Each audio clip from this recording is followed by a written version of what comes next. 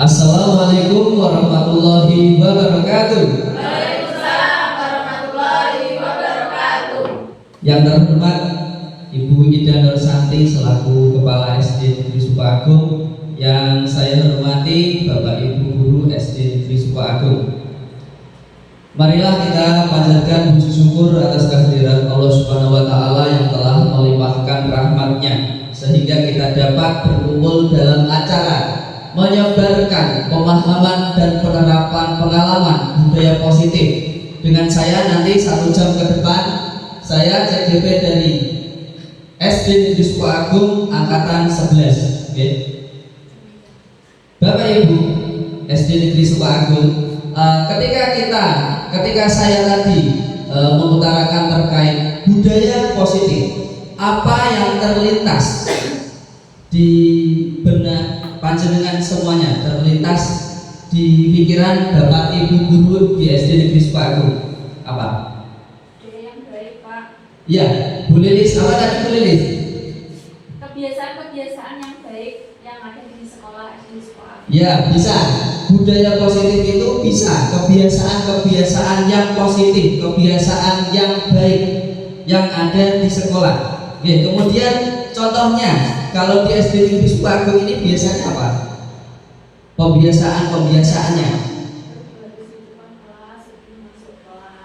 Ya, berbaris di depan kelas sebelum masuk kelas. Kemudian apa, Bu Guru? Jumat Asmaul Husna. Ya, Jumat Asmaul Husna dan masih banyak lagi. Nah, terkait budaya positif di SD Negeri Sukoagung ini, di SD kita tercinta, kita sudah melaksanakan pembiasaan-pembiasaan yang sangat banyak sekali. Di hari Senin untuk membiasakan kita mempunyai sifat nasionalisme, kita melaksanakan upacara bendera dengan tertib. Kemudian untuk religi juga ada Jumat Asmaul Husna dan membaca Al-Quran dan masih banyak lagi. Nah, pada kesempatan hari ini kita nanti akan belajar banyak hal. Di sini kita sama-sama belajar ya Bapak Ibu. Bukan saya ini mengajari, tapi kita sama-sama belajar. Karena apa? Di sini saya mengenal ini itu ya dari CGP ini, dari calon guru penggerak ini. Ketika saya tidak mengikuti program ini, saya yang tidak tahu ini. Okay? Nanti kita akan belajar yang pertama perubahan paradigma belajar, disiplin positif, nilai-nilai kebajikan, kebutuhan dasar manusia, motivasi perilaku manusia, posisi kontrol guru, keyakinan kelas, dan segitiga restitusi. Nah, yang pertama, pembelajaran dengan paradigma baru. Pasti Bapak Ibu guru di SD Negeri Sukoagung ini tidak lagi pasti tahu pembelajaran di pada saat zaman dulu dengan zaman sekarang. Kita mengenal dengan pembelajaran berpusat pada murid. Kemudian ada pembelajaran berpusat pada guru. Nah, untuk Bapak Ibu guru di SD Negeri Sukoagung, penerapan pembelajaran itu yang berpusat pada murid atau berpusat pada guru? Berpusat pada murid. Karena apa? Jika kita melaksanakan pembelajaran yang berpusat pada murid, kita fokus, kita memenuhi semua kebutuhan murid. Ya, karena sesuai dengan filosofi Ki Hajar Dewantara, seorang guru itu harus menuntun tumbuh kembangnya anak, tumbuh kembang murid sesuai dengan kodratnya, kodrat alam maupun kodrat zaman. Seperti itu ya Bapak Ibu. Nah, di sini pembelajaran dengan paradigma baru merupakan pembelajaran yang dirancang berdasarkan prinsip pembelajaran berdiferensiasi. Nah, kata berdiferensiasi ini juga baru di kurikulum Merdeka ini, dulu belum ada. Saya mengenal kata berdiferensiasi ini karena ada kurikulum baru ini dan melaksanakan program guru penggerak. Nah, di sini berdiferensiasi, para peserta didik atau murid belajar sesuai dengan kebutuhan berdasarkan tahap perkembangan sesuai teori psikologi. Nah, di sini sesuai kebutuhan. Nah, di kelas kita pasti banyak menjumpai murid-murid yang berbeda-beda. Pasti kebutuhan murid itu juga berbeda-beda, sama dengan Bapak Ibu guru. Bapak Ibu guru juga mempunyai kebutuhan yang berbeda-beda. Nah, kita sebagai pendidik, sebagai guru di kelas itu harus menyajikan pembelajaran yang berdiferensiasi. Ketika kita menjumpai anak yang belum bisa membaca, kita juga harus memberikan fasilitas. Kita bisa memberikan pelajaran tambahan. Kita bisa pada saat pembelajaran itu memberikan treatment sendiri terkait dengan anak-anak yang belum bisa membaca. Kemudian kita juga harus membebaskan anak dalam mengekspresikan apa yang ingin dibuatnya. Ketika guru memberikan tugas, biasanya kan guru kan memberikan tugas, ayo kita menggambar, ayo kita bernyanyi dan lain sebagainya. Tapi di berdiferensiasi ini kita itu harus membebaskan anak. Kita memberikan tugas, mau murid kita di dalam kelas mengekspresikan dengan bercerita boleh, dengan gambar boleh, dengan bernyanyi juga boleh, seperti itu sesuai dengan minat murid kita. Nah, selanjutnya jika kita sudah melaksanakan pembelajaran yang berpusat pada murid, kemudian sudah melaksanakan pembelajaran yang berdiferensiasi, kita diharapkan bisa mewujudkan profil pelajar Pancasila. Oke, Bapak Ibu, kita sudah tidak asing lagi dengan profil pelajar Pancasila. Yang pertama apa? Beriman, bertakwa kepada Tuhan Yang Maha Esa dan berakhlak mulia. Kemudian berkebinekaan, global, bergotong royong, mandiri, kreatif dan bernalar kritis. Nah, di SD Negeri Sukoagung ini sudah melaksanakan banyak sekali kegiatan berdasarkan dengan profil pelajar Pancasila. Dimaksudkan untuk mewujudkan profil pelajar Pancasila pada diri murid kita. Nah, selanjutnya di sini biasanya itu terjadi miskonsepsi tentang teori kontrol. Oke, Bapak Ibu, di sini terlihat gambar ya. Di sini ada ilustrasi guru mengontrol murid. Nah, guru itu sebenarnya itu tidak bisa mengontrol murid. Kita itu tidak bisa mengontrol orang lain. Kita yang mengontrol diri kita sendiri. Murid juga sama seperti itu. Karena guru itu kodratnya menuntut tumbuh kembangnya murid. Kita tidak bisa mengontrol murid-murid tersebut. Ya. Kemudian ilusi bahwa semua penguatan positif, efektif dan bermanfaat. Nah, ternyata ya setelah saya mengikuti program guru penggerak ini, semua yang saya laksanakan itu di kelas dulu itu kurang tepat, Bapak Ibu guru. Karena apa? Seperti ini, ketika saya meminta murid saya untuk membuang sampah pada tempatnya dan lain sebagainya, itu saya itu belum hanya meminta saja, saya juga belum melaksanakan ikut gitu. Nah, seharusnya itu Bapak Ibu guru juga ketika meminta murid kita untuk melaksanakan sesuatu, kita juga harus memberikan contoh, karena guru adalah teladan yang baik bagi diri murid kita. Kemudian pemberian reward. Biasanya ketika murid maju ke depan kelas, berani maju, kita memberikan hadiah. Itu sebenarnya kurang efektif. Karena apa? Pemberian hadiah itu kan murid kita ada maunya, bukan dari dalam dirinya sendiri, bukan dari hati nuraninya, hati nuraninya. Nah, seperti itu. Kemudian ilusi bahwa kritik dan membuat rasa bersalah mampu menguatkan karakter. Nah, di sini biasanya juga kritik seorang guru biasanya kan pada saat murid kita melaksanakan kesalahan atau melakukan kesalahan itu kan kita mengkritik, membuat rasa bersalah seperti itu, saya kecewa dengan kamu dan lain sebagainya. Itu sebenarnya itu tidak menguatkan karakter, tapi malah membuat murid tersebut down seperti itu. Kemudian ilusi bahwa orang dewasa berhak memaksa. Nah, di sini juga tidak boleh. Karena apa? Paksaan itu pastinya kan membuat kita tidak nyaman. Ketika kita dipaksa, kita akan tidak nyaman. Kita juga merasa marah seperti itu. Murid-murid kita juga seperti itu.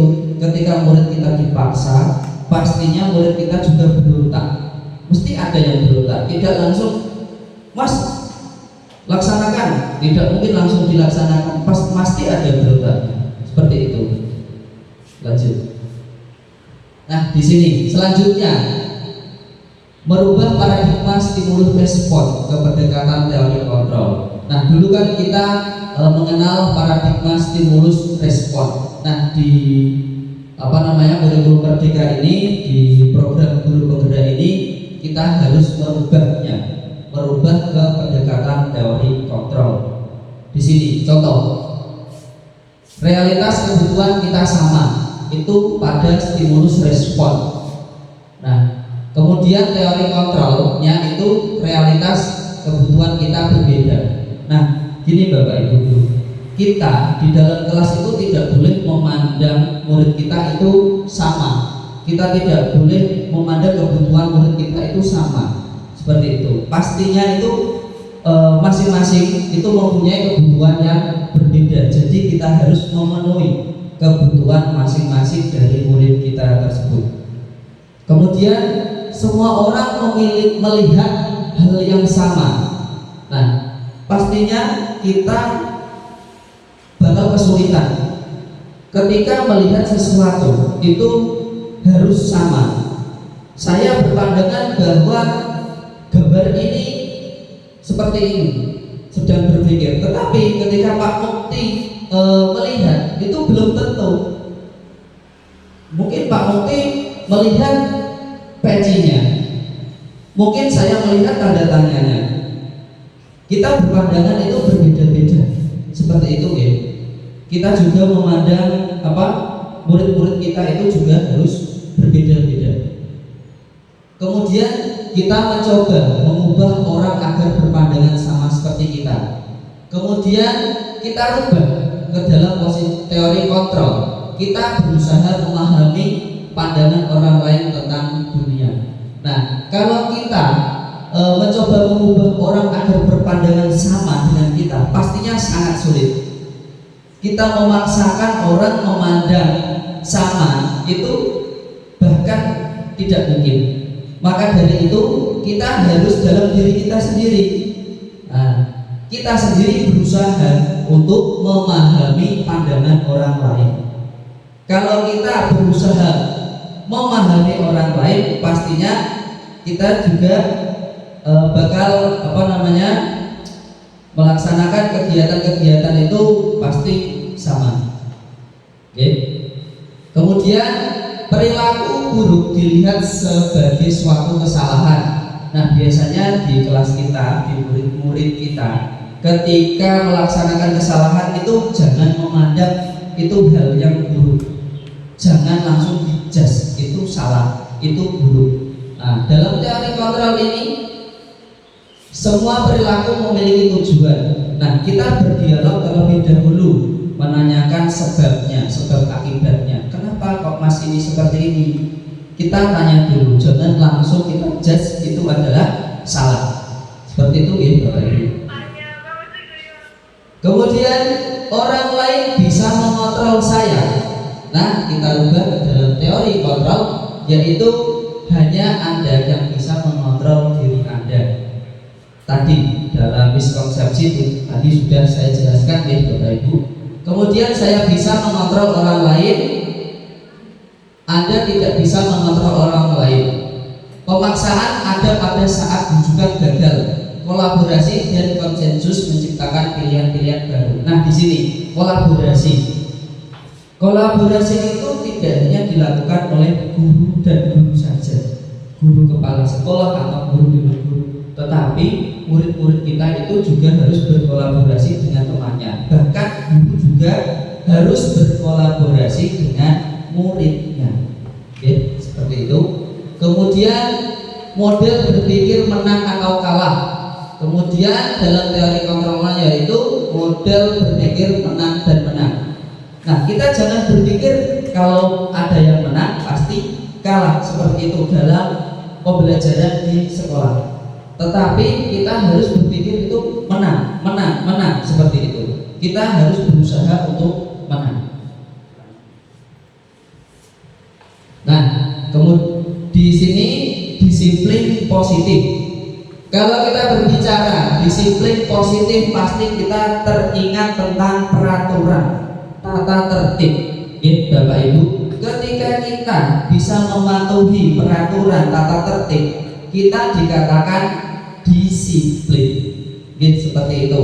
Tetapi murid-murid kita itu dalam pelaksanaan disiplin itu pastinya ada alasannya. Mungkin mereka takut jika dihukum, jika telat takut dihukum, jika tidak mengerjakan PR takut dihukum, jika tidak membawa buku atau ketinggalan takut dihukum.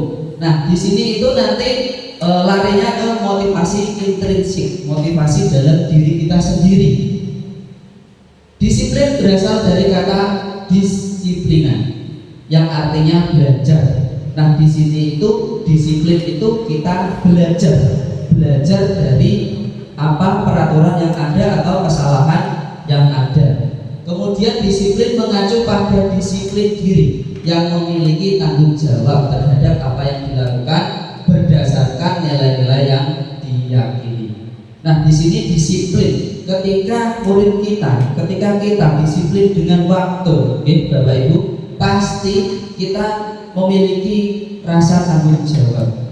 Contohnya kita sendiri, ketika pagi hari tanpa ada peraturan atau apa, kita berusaha untuk masuk pagi. Mungkin ketika pembelajaran kita berusaha melaksanakan pembelajaran yang baik, yang berpusat pada murid, seperti itu. Bukan karena kita diawasi oleh kepala sekolah, bukan. Tapi kita itu bertanggung jawab dari diri kita sendiri. Kita sadar akan pentingnya waktu, menghargai waktu itu sangat penting, Bapak Ibu. Kemudian disiplin positif merupakan salah satu cara penerapan disiplin yang bertujuan untuk menumbuhkan kesadaran serta memberdayakan murid tanpa imbalan penghargaan atau reward, ancaman atau hukuman.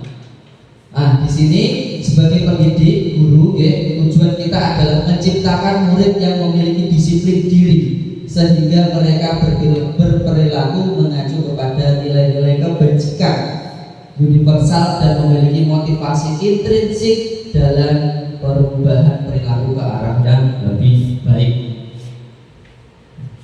Selanjutnya, nilai-nilai kebajikan. Nah, kalau kita berbicara nilai-nilai itu sangat banyak sekali, Bapak Ibu. Di sini saya contohkan dari 3 saja, yaitu dari profil pelajar Pancasila. Nah, profil pelajar Pancasila itu yang ke-6 tadi, 6 tadi itu termasuk nilai-nilai beriman bertakwa, berkebinekaan global, gotong royong, mandiri, benar kritis, kreatif. Itu termasuk nilai-nilai kebajikan. Kemudian dari Ibu Primary Youth Program (PYP). Nah, di sini nilai-nilainya yaitu ada toleransi, rasa hormat, integritas, mandiri, menghargai, sampai dengan komitmen. Banyak sekali nilai-nilainya. Kemudian keterampilan hidup atau life skill, dapat dipercaya, lurus hati, pendengar yang aktif, tidak merendahkan orang lain, dan memberikan yang terbaik dari diri kita. Nah, di sini kita masuk ke kebutuhan dasar manusia. Kebutuhan dasar manusia ini, kebutuhan manusia adalah segala sesuatu yang dibutuhkan oleh manusia untuk mempertahankan keseimbangan hidupnya, seperti itu. Nah, untuk mempertahankan hidup dan kesehatannya, pasti kita semua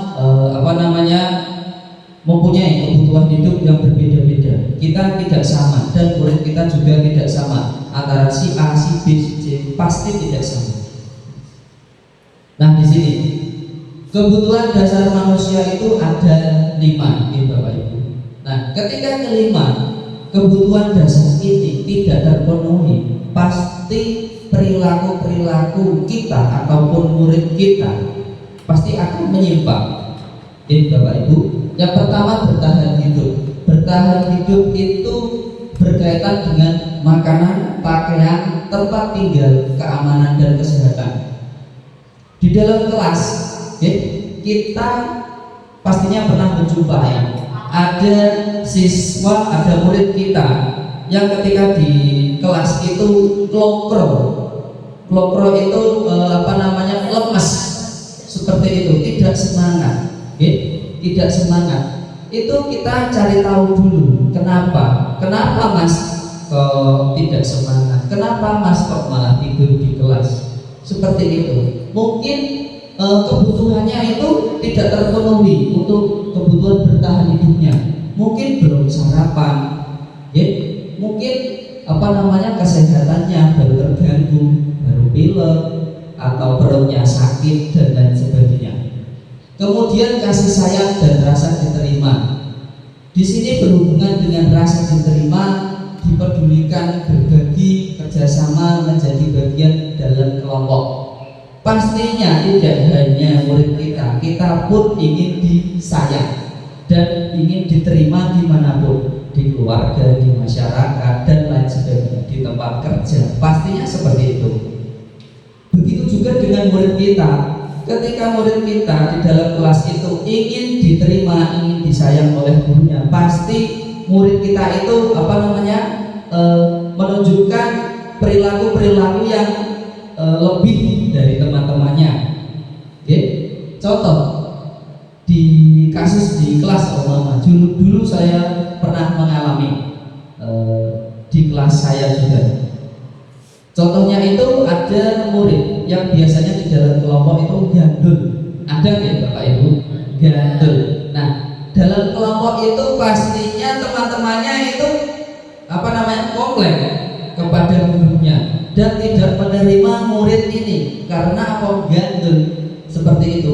Padahal murid ini tadi yang gandul itu ya ingin disayang, ingin diterima, seperti itu. Mungkin juga pada saat kita dulu sekolah juga mengalami ada yang seperti itu. Itu kurang baik. Jadi kita harus itu sebagai guru, kita harus memandang murid kita itu sama. Kita harus menasihati ketika di dalam kelompok itu kita harus aktif. Kemudian penguasaan harga diri, keinginan untuk dianggap, memimpin, berprestasi, diakui, didengar. Nah, di sini di dalam kelas itu kan biasanya ada murid yang ingin terlihat menonjol. Dia itu sangat aktif sekali. Ketika ada pertanyaan apa, dia langsung saya Bu. Ketika ada apa, saya Bu. Nah, anak tersebut, murid tersebut itu ingin dianggap, ingin berkuasa. Makanya murid tersebut itu menunjukkan sifat-sifat seperti itu. Kemudian kebebasan. Kebebasan itu di sini ada mandiri, memiliki pilihan, mencoba hal baru, mampu mengendalikan arah dirinya. Nah, untuk Bapak Ibu guru, ketika melaksanakan pembelajaran itu kita harus memberikan kebebasan kepada murid kita. Pembelajaran tidak hanya di dalam kelas saja. Pembelajaran tidak hanya monoton kita membuka buku, mengerjakan tugas dan lain sebagainya. Bapak Ibu. Kemudian kesenangan, bermain, humor, antusiasme, tertawa. Nah, Bapak Ibu di dalam kelas itu jangan pembelajaran jangan seperti mencekam seperti itu. Karena saya juga dulu pernah pada saat mungkin kuliah ya, itu ada dosen yang sangat mencekam sekali. Mungkin Bu Lilis juga tahu. Nah, cobalah Bapak Ibu guru itu di dalam kelas itu bersikap humor, jangan selalu serius seperti itu. Diselingi dengan nyanyi-nyanyi atau diselingi dengan games apa ya, intinya humor lah seperti itu. Jangan melulu itu ada soal maju kerjakan, ada soal maju kerjakan seperti itu. Di kurikulum Merdeka ini kita itu berpusat pada murid. Kita harus memenuhi semua kebutuhan murid agar murid itu merasa nyaman di dalam kelas, agar senang, agar mereka itu memperoleh pembelajaran yang bermakna. Next. Nah, di sini motivasi perilaku manusia ada dua, motivasi ekstrinsik itu dari luar, dari luar diri. Kemudian motivasi intrinsik itu dari dalam diri sendiri. Nah, motivasi ekstrinsik itu untuk menghindari ketidaknyamanan atau hukuman, Bapak Ibu, untuk mendapatkan imbalan atau penghargaan dari orang lain. Kemudian yang intrinsik itu untuk menjadi orang yang mereka inginkan dan menghargai diri sendiri dengan nilai-nilai yang mereka percaya. Nah, Bapak Ibu guru itu kita di sekolah itu mempunyai tugas, yaitu membuat siswa, membuat murid mempunyai motivasi intrinsik agar mereka itu bisa sadar apa yang mereka lakukan ini benar, ini salah, seperti itu. Dan juga mereka itu terbiasa melakukan hal-hal yang benar, bukan karena diawasi, bukan karena pemberian reward, bukan karena hukuman dan lain sebagainya, tapi pure dari dalam diri sendiri, dari hati nuraninya sendiri. Nah, di sini konsep disiplin. Di sini ada hukuman dan penghargaan.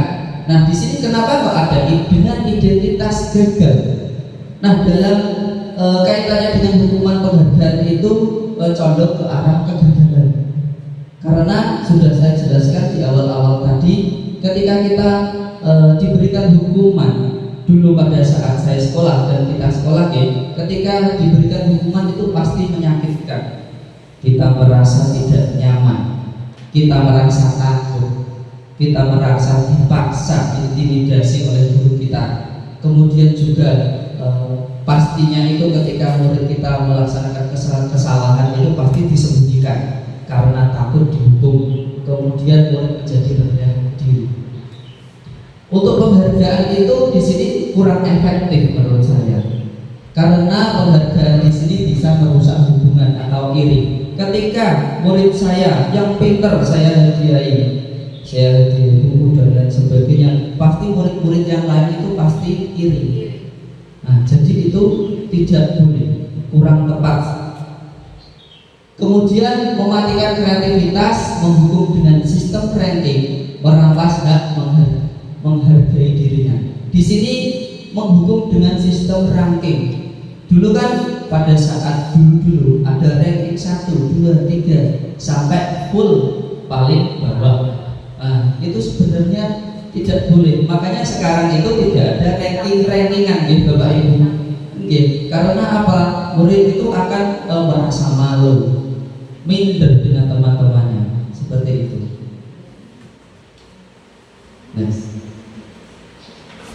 Nah, di sini konsep disiplin, konsekuensi dan restitusi. Nah, di CGP ini saya baru mengenal yang namanya restitusi. Ini sangat baru dan saya itu dulunya belum tahu apa sih restitusi itu. Apa restitusi? Ya, nah, di sini konsekuensi. Kalau konsekuensi itu pasti kita sudah mengenal di tata tertib kita.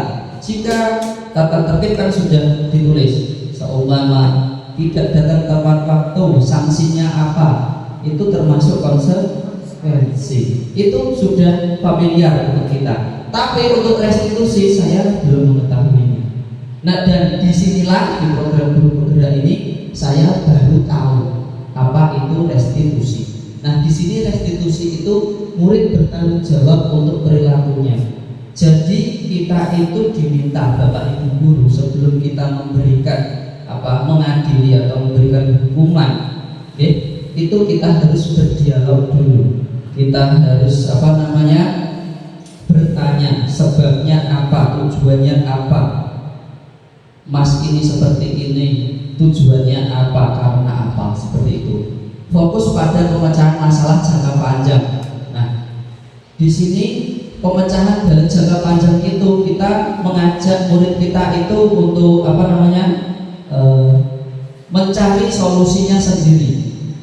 Jika murid tersebut sering terlambat seperti itu, Bapak Ibu, kita tanya alasannya apa sering terlambat, begadang, main HP dan lain sebagainya sudah dijelaskan. Nah, kita tanya, lalu agar kita tidak terlambat itu kamu harus apa, Mas?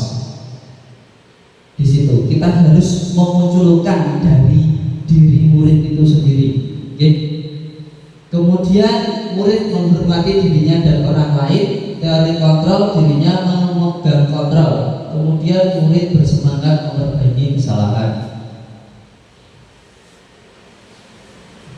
Selanjutnya, konsep disiplin pendekatan restitusi.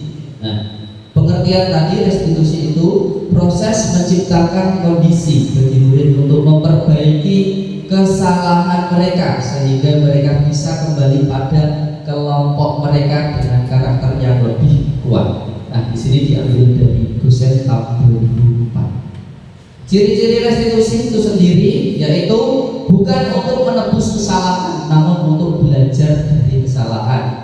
Kesalahan-kesalahan yang ada itu untuk belajar, kemudian dari kita belajar itu ke arah yang lebih baik.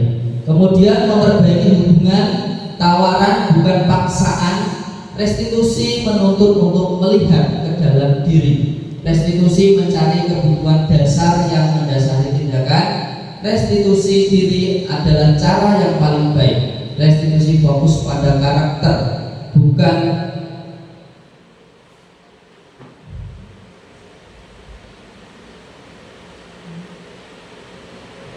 restitusi fokus pada karakter, bukan tindakan. Kemudian restitusi fokus pada solusi. Dan yang terakhir, restitusi mengembalikan murid yang berbuat salah pada kelompoknya.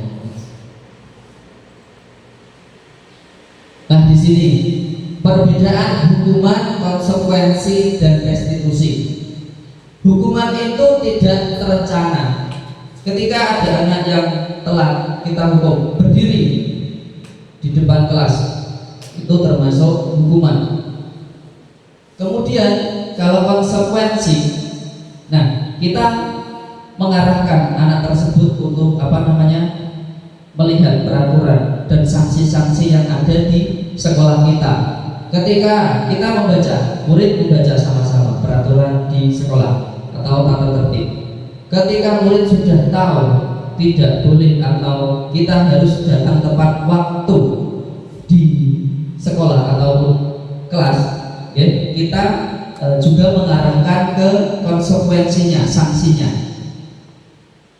Kemudian restitusi, proses menciptakan kondisi bagi murid untuk memperbaiki kesalahan. Proses kolaborasi yang mengajarkan murid untuk mencari solusi sendiri. Nah, di sini berkolaborasi itu kita sebagai guru itu berkolaborasi dengan murid kita untuk mencari solusi-solusi yang ada. Kita sebagai guru itu mengarahkan murid kita untuk mencari solusi dirinya sendiri. Nah, di sini ada kasus siswa sering tidak mengerjakan PR. Nah, di sini hukuman, guru menghukum siswa tersebut dengan bendera, menghormat dengan bendera 10 menit. Kemudian guru marah sehingga murid takut. Atau kita hukum mengerjakan PR di luar kelas. Itu sebenarnya tidak boleh, kurang efektif ya Bapak Ibu. Kemudian konsekuensi tadi.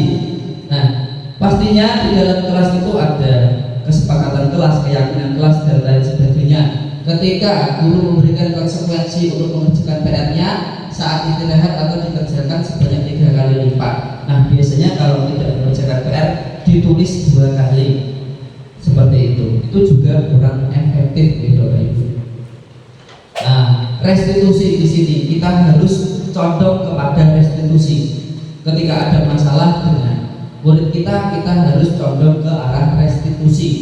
Guru menanyakan keyakinan kelas apa yang sudah Mas langgar, Mbak langgar, seperti itu. Kemudian guru terbuka dan siswa menghormati dirinya dan orang lain. Nah, di sini ayo kita tebak. Di sini ada hukuman, ada konsekuensi dan ada restitusi. Nah, lari mengelilingi lapangan karena datang terlambat, termasuk hukuman, benar sekali. Kemudian membersihkan coretan yang dibuatnya di meja tulis. Ya, konsekuensi karena harus bertanggung jawab. Kemudian murid diminta untuk push up 15 kali karena tidak menggunakan masker ke sekolah. Hukuman, ya benar sekali Bapak Ibu. Kemudian menggantikan kertas tugas teman yang telah dicoret-coret. Menggantikan berarti konsekuensi. Kemudian berdiri di depan kelas sambil mengangkat kaki satu karena tidak bisa menjawab pertanyaan. Hukuman. Nah, kita sekarang pada posisi kontrol restitusi ada 5. Penghukum, pembuat rasa bersalah sebagai pemantau, teman dan manajer. Kira-kira Bapak Ibu guru di SD Negeri Suku Agung di posisi mana? Kira-kira di posisi mana?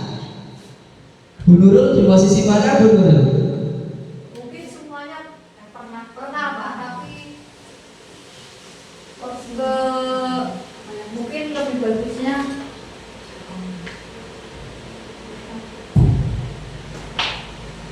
ya. Terima kasih Pak atas waktunya. Mungkin untuk 5 posisi kontrol restitusi mungkin menurut saya pernah semua Pak.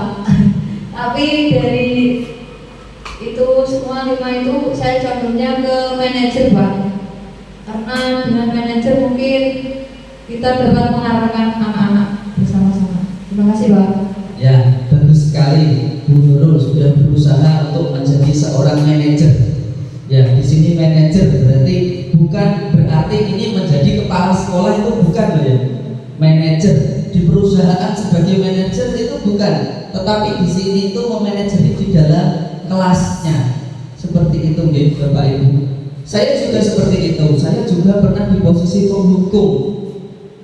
Saya juga pernah di posisi memantau anak-anak saja ketika melaksanakan melanggar peraturan dan mengingatkan sanksinya, konsekuensinya apa. Kemudian membuat rasa bersalah. Saya pernah berbicara kepada murid-murid saya kecewa dengan kamu, saya kecewa dengan Mbak ini, Mas ini, karena ketika saya beritahu, saya nasihati, terus-menerus mengulanginya lagi. Kemudian lagi sebagai teman dan sebagai manajer. Nah, selanjutnya. Nah, di sini ada kasus siswa tidak memakai atribut lengkap saat upacara bendera. Ketika kita berada di posisi penghukum, pastinya kita akan langsung menghukum murid-murid tersebut yang tidak memakai atribut lengkap. Seperti contohnya maju ke depan, dipajang mengarep ya dekat yang bendera karena tidak memakai atribut lengkap.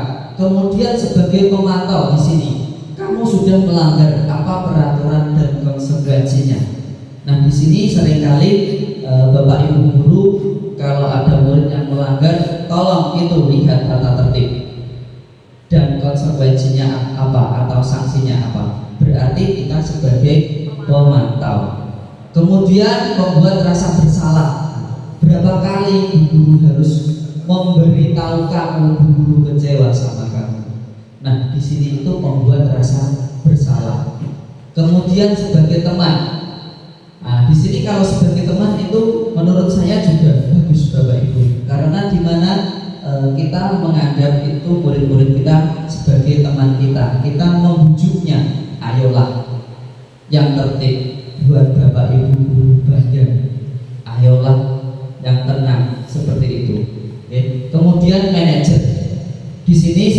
manajer itu, apakah kamu tahu kesalahanmu? Kita berdialog dengan murid kita, berdialog menanyakan alasannya apa, kemudian kira-kira bagaimana kamu akan memperbaiki kesalahan ini.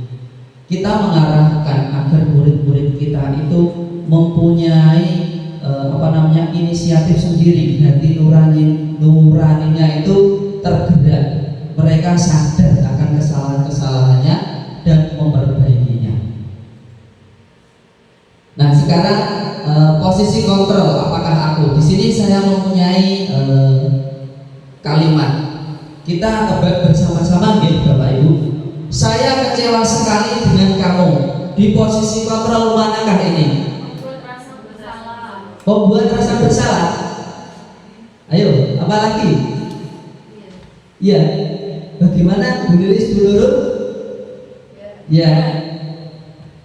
Ya, benar sekali. Membuat rasa bersalah. Nah, di situ tadi sudah dijelaskan, saya kecewa dengan kamu. Saya kecewa dengan Mas ini, Mbak ini, karena sudah saya beritahu berkali-kali, tapi tetap melakukan kesalahan. Lagi, next. Selanjutnya, kamu tidak pernah benar melakukannya. Kamu tidak pernah benar melakukannya. Langsung, kamu tidak pernah benar melakukannya. Orang tahu benar ini sebagai apa? Iya, penghukum. Oke, penghukum. Karena menghukum itu tidak melulu fisik ya. Perkataan juga itu bisa condong ke arah penghukum. Oke, next. Ayolah lakukan demi Bapak, demi Ibu ya. Iya teman. Lagi, kamu tidak akan mendapatkan nilai jika tidak mengerjakan tugas. Apa? Sebagai pemantau. Iya, benar sekali. Next. Apa rencanamu untuk menyelesaikan masalah ini? Iya, sebagai manajer. Nah, disinilah itu seharusnya kita memposisikan diri sebagai manajer. Di dalam kelas itu kita harus berusaha memposisikan diri sebagai manajer. Nah, di sini kita masuk ke dalam keyakinan kelas. Mengapa keyakinan kelas? Mengapa bukan peraturan kelas? Monggo silahkan bisa diutarakan pendapatnya. Monggo Bu Lilis. Mic-nya tolong. Ya, menurut saya kenapa kok kita menggunakan kata keyakinan kelas bukan peraturan kelas? Di sini keyakinan kelas itu kita buat berdasarkan keyakinan kelas di masing-masing kelas. Jadi misalnya saya kelas 2, belum tentu keyakinan di kelas 2 nanti berlaku di kelas 5. Keyakinan kelas itu dibuat antara siswa di kelas tersebut bersama dengan gurunya. Sedangkan kalau peraturan itu yang membuat salah satu, bisa jadi gurunya yang menetapkan peraturan di kelas itu, bukan dari kesepakatan bersama. Begitu Pak Heri. Ya, terima kasih Bu Lilis, tepat sekali.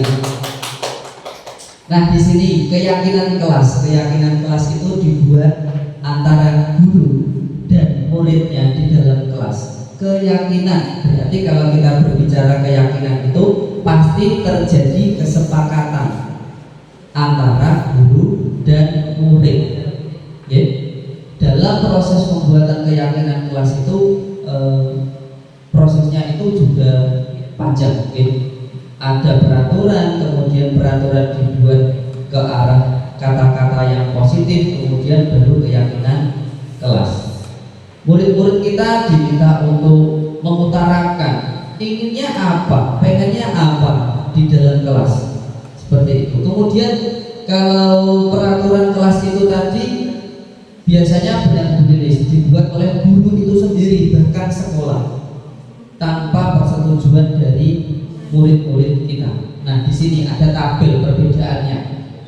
Dari pembuatnya, kalau peraturan kelas itu biasanya dibuat guru sendiri atau itu sekolah, tanpa persetujuan, tanpa tahu-menahu murid. Kalau keyakinan kelas itu dibuat guru dan murid.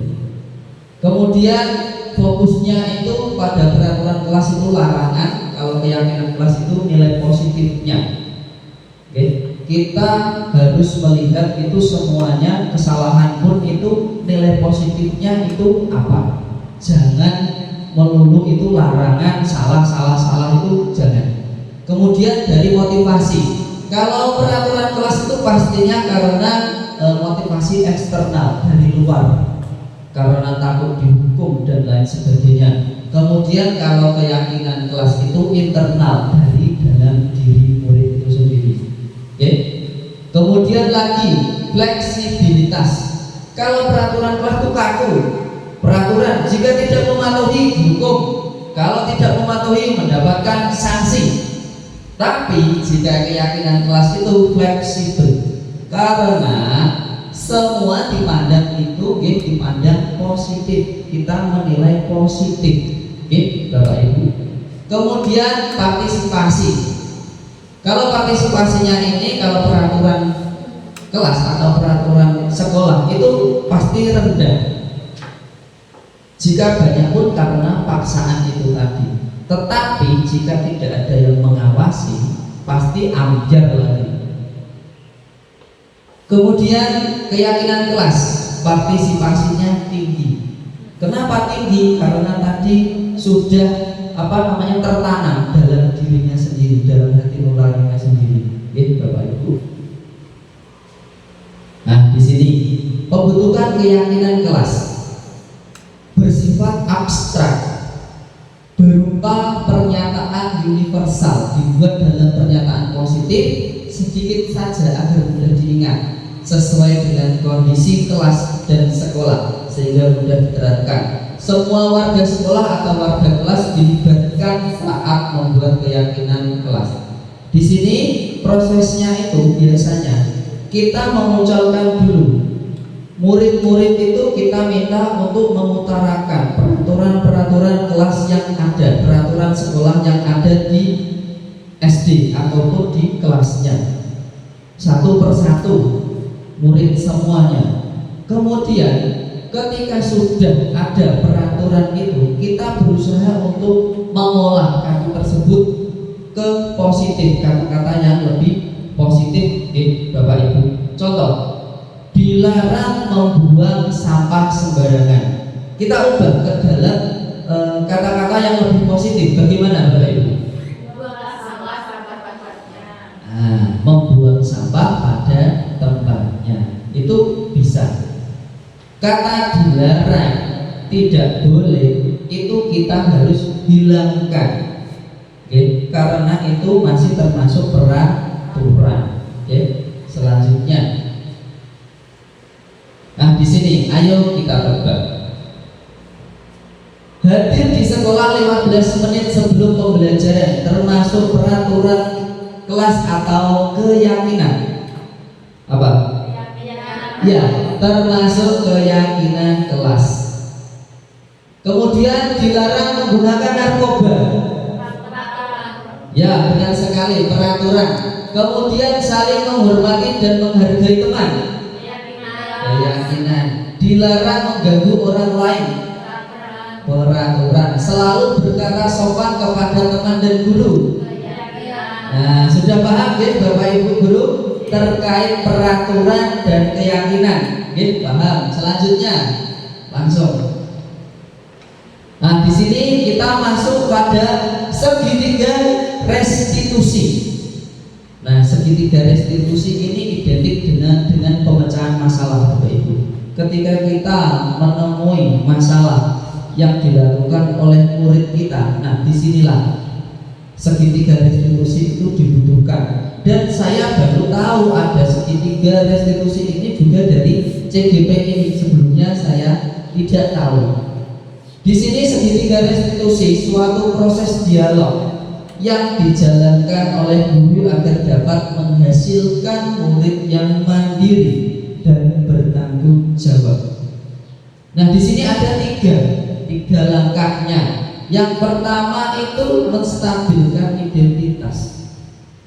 Kemudian yang kedua validasi tindakan yang salah, dan yang ketiga itu menanyakan keyakinan. Nah, di sini penjelasannya. Di menstabilkan identitas ini sangat penting ya, Bapak Ibu. Berdasarkan prinsip membuat kesalahan adalah bagian dari proses pembelajaran. Nah, di sini kesalahan-kesalahan yang ada itu kita buat jadi proses pembelajaran. Jangan melulu kalau kesalahan itu ya salah, tapi tidak. Kita buat proses yang ada itu adalah sebuah pembelajaran. Nah, di sini contohnya, berbuat salah itu wajar. Itu termasuk menstabilkan identitas. Pada saat kita menemui murid kita melakukan kesalahan, nah kita itu bisa berkata seperti itu. Nah, Mas, semua orang itu pasti mempunyai kesalahan. Nah, seperti itu. Kemudian Bapak Ibu juga pernah melakukan itu dulu pada saat sekolah, jadi tidak apa-apa. Kemudian ada lagi, kamu berhak merasa begitu. Next. Nah, di sini kemudian validasi tindakan yang salah. Di sini berdasarkan prinsip perilaku berupaya memenuhi suatu kebutuhan tertentu. Contohnya, validasi tindakan yang salah. Kamu pasti punya alasan mengapa melakukan hal itu. Ketika murid kita melakukan kesalahan, kita harus bertanya kepada murid kita, alasanmu apa kamu melakukan kesalahan tersebut. Jangan langsung kita hukum, jangan langsung kita cemooh atau kita kritik dan lain sebagainya, tapi kita harus validasi tindakan yang salah dulu. Tindakan apa yang salah? Padahal kamu bisa melakukan yang lebih buruk dari ini ya. Kamu patut bangga telah melindungi sesuatu yang penting buatmu. Kemudian kamu melakukannya karena mempertahankan sesuatu yang penting bagimu. Ketika ada anak yang murid yang mencontek, kemudian temannya tadi marah-marah menabrak meja dan lain sebagainya, tetapi tidak melakukan hal yang lebih daripada itu, seperti memukul, menendang dan lain sebagainya. Selanjutnya menanyakan keyakinan. Di sini berdasarkan prinsip teori kontrol bahwa pada dasarnya kita termotivasi secara intrinsik. Nah, di situ bermuaranya itu pada motivasi intrinsik. Kita harus mewujudkan murid yang mempunyai motivasi intrinsik, pure dari dalam diri murid itu sendiri, bukan dari luar. Kalau dari luar tadi termasuk ekstrinsik tadi ya, Bapak Ibu. Nah, di sini apa keyakinan kelas kita? Nah, di sini kita tanyakan kepada murid kita, keyakinan kelas apa yang sudah kamu langgar? Nilai-nilai apa yang telah disepakati bersama? Ketika berkata kotor, ketika miso dengan teman atau memaki-maki teman, madani bapake biasanya. Nah, itu keyakinan kelas apa yang telah kita buat? Nilai-nilai apa yang telah kamu langgar seperti itu? Kita kita mengingatkan kepada anak, bertanya kepada anak. Kemudian seperti apa gambaran kelas yang ideal menurut kamu? Anak itu, murid kita diminta untuk apa? Mengandai-andai. Kamu itu inginnya seperti apa? Di kelas yang bagaimana? Kemudian juga kamu ingin menjadi orang seperti apa?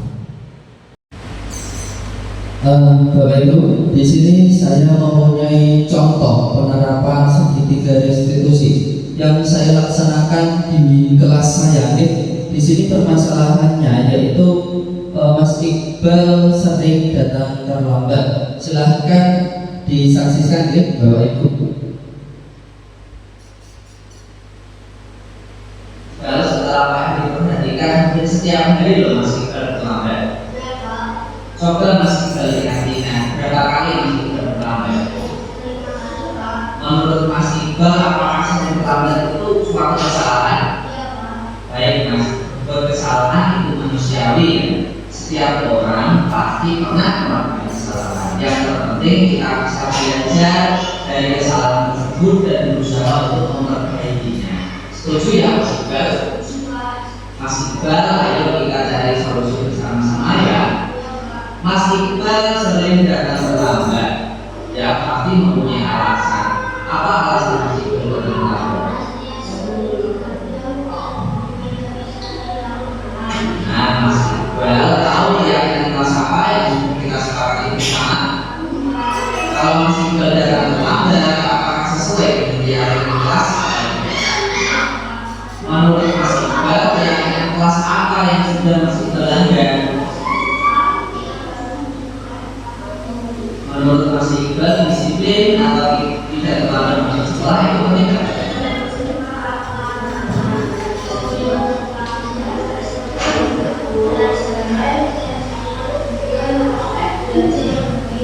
Benar sekali Mas Iqbal, kita harus berusaha disiplin dalam masuk sekolah karena memiliki waktu itu sangat penting dan sangat bermanfaat untuk kita, yaitu kita tidak tertinggal dalam pelajaran pekerjaan dan melalui masa pekerjaan.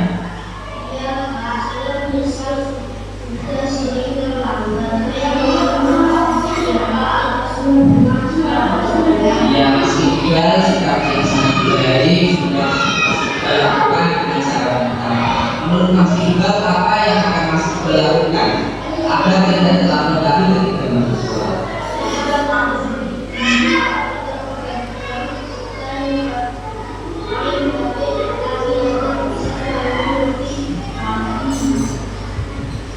Dan tidak terlambat masuk sekolah ya Mas Iqbal ya.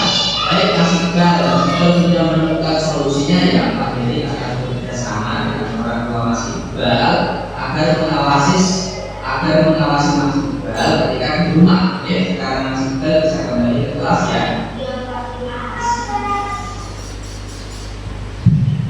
Oke, Bapak Ibu, itu tadi adalah contoh kegiatan segitiga restitusi yang saya laksanakan di kelas 4. Tadi permasalahannya yaitu Mas Iqbal ini sering datang terlambat masuk ke kelas. Oke, di situ saya melaksanakan kegiatan tahap segitiga restitusi yang pertama yaitu menstabilkan identitas. Di situ saya memberikan kalimat seperti ini. Wajar Mas Iqbal, manusia itu tidak ada yang sempurna. Kita pasti pernah melaksanakan atau melakukan kesalahan, tetapi dari kesalahan itu kita harus belajar dari kesalahan itu agar kita semakin lebih baik lagi. Kemudian pada kegiatan validasi tindakan yang salah, yaitu di situ saya menanyakan alasan Mas Iqbal terlambat itu kenapa? Mas Iqbal menjawab yaitu di sini Mas Iqbal terlambat karena kalau malam itu sering bermain HP sampai larut malam, begadang main game seperti itu. Kemudian pada tahap yang terakhir yaitu menanyakan keyakinan. Di sini saya menanyakan terkait keyakinan kelas apa yang sudah dilanggar.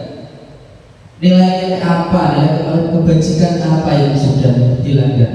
Kemudian saya juga menggali agar murid saya ini bisa mencari solusinya sendiri agar tidak terlambat masuk ke kelas lagi.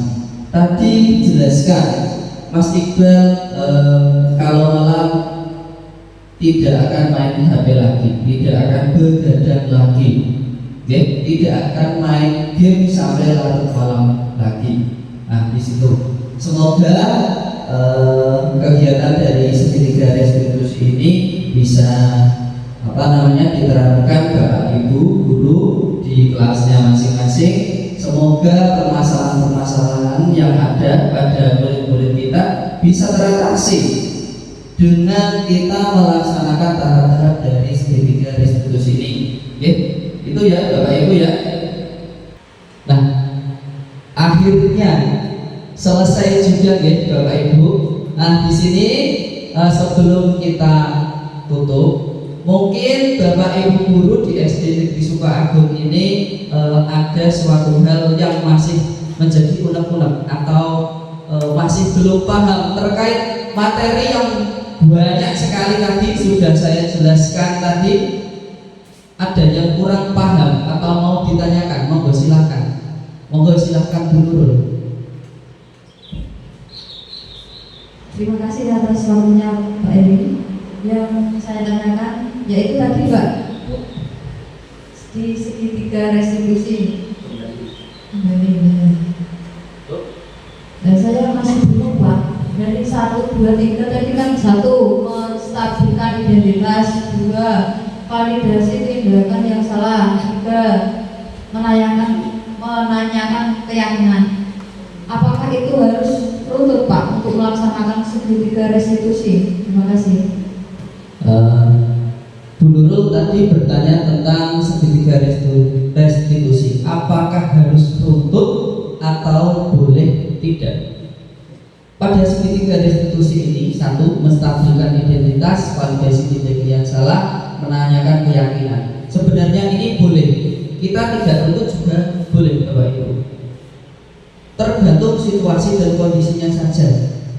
Kita kondisional saja. Okay. Ketika kita melaksanakan restitusi, tidak melulu juga di dalam kelas. Ketika ada yang melanggar, diajak duduk di teras, itu bisa. Tetapi lebih efektifnya itu jika kita bertatap muka langsung dan tidak menemukan seumpama ada yang bertengkar. Itu tidak boleh yang bertengkar 2 ini langsung dua-duanya dipanggil. Itu sebenarnya malah tidak boleh. Tapi 1 per 1. Seperti itu dulu. Sambut. Oke. Selanjutnya monggo. Ada lagi? Sudah?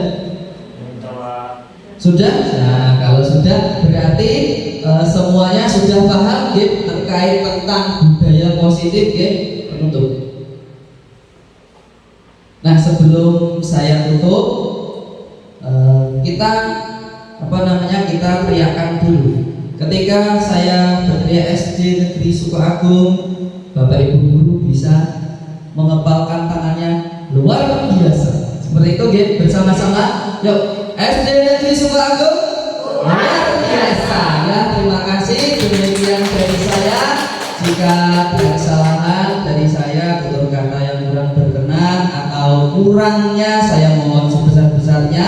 Oke, penutup, dalam penerapan program disiplin positif hendaknya guru memiliki standar kepribadian profesional dan sosial yang baik, di mana guru dapat merefleksikan dirinya sebagai among atau manajer yang menuntun murid-muridnya menjadi insan yang mandiri, merdeka, dan bertanggung jawab. Sekian, terima kasih. Wassalamualaikum warahmatullahi wabarakatuh.